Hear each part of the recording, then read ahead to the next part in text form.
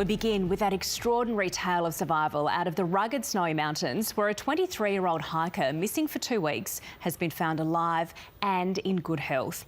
Hardy Nazari became separated from friends on Boxing Day while hiking in Kosciuszko National Park, and amid a massive search effort was discovered yesterday by another group of bushwalkers.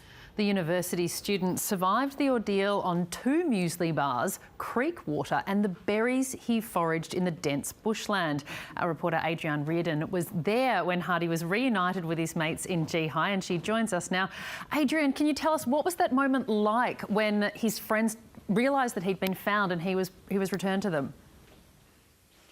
It was really incredible. You could feel yourself shaking just watching them reunite. At first we weren't quite sure what was going on. There were a lot of vehicles covering the scene before us. We were actually right here in Geehigh, which is kind of between Cancoban and Thredbo in Kosciuszko National Park, and what's normally here are a fair few vehicles with emergency services, and we were just on the edge looking in, and at first we weren't sure what was going on, but we heard a round of applause initially, and I'm like, oh, that sounds like a good sign. And then his family, his friends came running, and we looked at one of them and he just said, "We found him."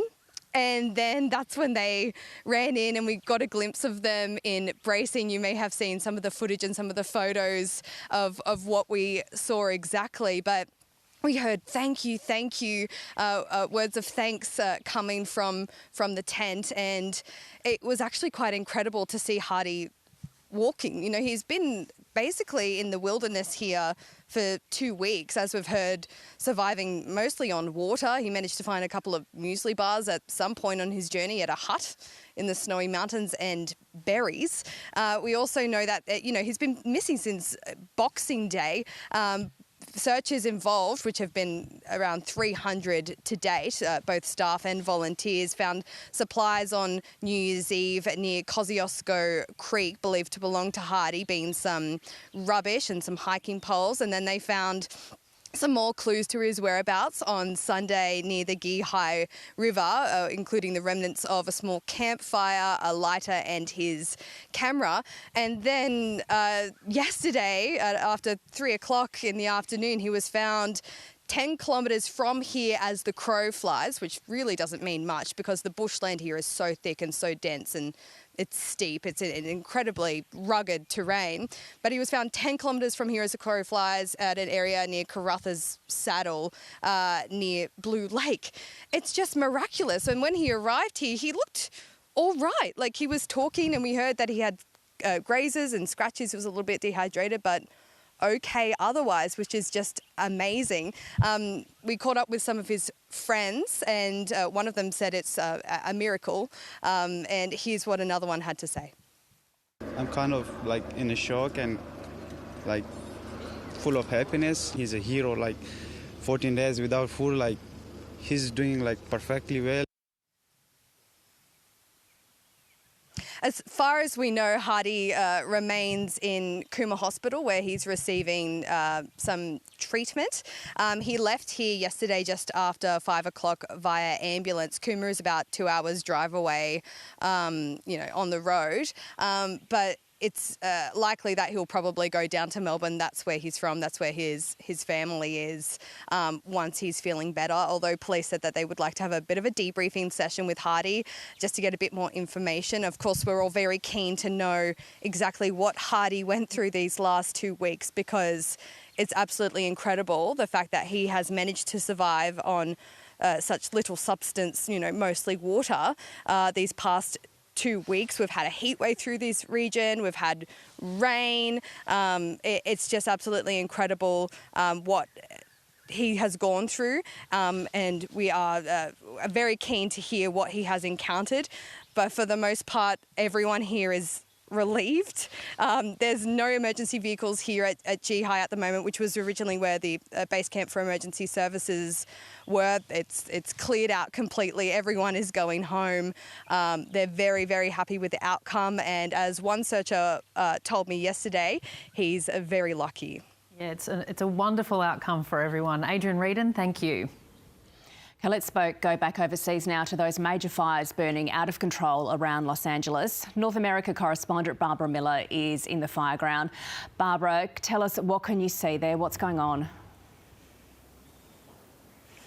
Well, this is the Pacific Palisades neighbourhood in the west of the city, and this is where the first of several major fires that are now burning across LA really took off yesterday, and it would have come down that mountain. It's razed this neighbourhood. Now, we understand from a couple of residents who've actually made it back here that this was a kind of mobile home park, a pretty established park with pretty nice homes with what would have been an astounding view out to the Pacific Ocean just over there. So I think you can make it out. You get a sense of the beauty of this area and what has drawn many, many people to Pacific Palisades.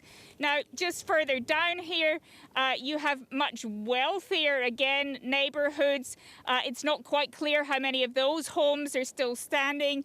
And further down the road, you've got Malibu, another name that we know, of course, another area associated with affluence to a large extent in this city. And really, there's just nothing left here, is there? I mean, here's what would you call that, a statue that someone's had, perhaps on a terrace or something. We see cars everywhere burned out. We know that some people weren't able to even finish their journey in their cars, but were actually told to get out and run to get away from the fire. Now, I can't take you over and show it because the signal's not so good here. But literally just over there, there's just a little bit of a magazine that has been preserved, and it looks as if it's a travel magazine about Lake Eyre in Australia, which is just incredible. We'll get some shots of that later. But otherwise, it seems nothing left at all here for people. But remarkably, Emma, as we know at the moment, no one was killed in this fire, the Palisades fire. We do know already of at least a couple of deaths in the Eaton fire that's over here to the east, and authorities saying that they also think there have been a significant number of injuries, they said, from people who didn't evacuate. Tens of thousands of people have been told to get out of harm's way as these fires continue to burn out of control. Barbara, we're seeing these pictures around you, and yet it's still so hard for us to comprehend what we're seeing. Just how worried are firefighters now with the conditions? I think they're very worried because people are starting to come back into these areas, but as you can see, the winds are still very strong. Here's one guy I've seen wandering around. I haven't managed to talk to him yet. I think he's a resident. He expressed some shock when he first caught sight of what had happened here. So it's very thick smoke still. If I pull down my mask at all, it really is unpleasant smoke. The winds are still very strong. These are the Santa Ana easterlies, and authorities are really warning people we're not out of this yet. The danger is not over yet, in particular with the fires over to the east, but we've also just had another evacuation warning come through for an area next to Malibu. So certainly very dangerous times still here in LA, and also very devastating times for people. Scenes we're sadly all too familiar with in Australia. LA also familiar with wildfires, but this is very unusual to see the strength of wind and so close to major residential areas. So authorities expecting these conditions to last at least until tomorrow, and they're really urging people to take heed of all the warnings and all the evacuation orders. Absolutely, Barbara. Thank you for that, and you stay safe as well, you and your crew there. Yeah, absolutely extraordinary, especially during winter in LA. Yeah, it doesn't look good. And now to the other stories making news today. Sana. Thanks, Steph. Anthony Albanese will announce a $200 million funding boost for regional housing in Kununurra today. The Prime Minister is on an unofficial election campaign, making stop-offs in Queensland, the Northern Territory and Western Australia this week. It's expected the money will help build more than 1,000 homes across WA, but some say it could be years before they're finished. The French government has followed Germany in rebuking US President-elect Donald Trump for his interest in seizing control of Greenland. Mr. Trump, who takes office in just over a week, has continued to voice his long-held desire to buy the island as European leaders vow to defend borders. Mr. Trump says the US needs Greenland, an autonomous Danish territory, for national security purposes. Tributes are flowing for the pilot killed in a seaplane crash off Perth's Rottnest Island, whose colleagues have described him as a dedicated and cherished member of their team. The 34-year-old pilot and 2 international visitors were killed when their seaplane plunged into water during takeoff on Tuesday. Authorities are still recovering the wreckage and speaking with both witnesses and the 4 surviving passengers to determine the cause of the crash. Holidaymakers are being urged not to light campfires on high fire danger days after a series of bushfires in Victoria. The state's Country Fire Authority says campers have been ignoring warnings and total fire bans. It comes as fire authorities look into the cause of a bushfire at Cape Otway on Victoria's southwest coast yesterday, which forced the evacuation of more than 100 campers. And experts warn Meta's move to abandon its independent fact-checking program could increase the spread of conspiracy narratives and hate speech.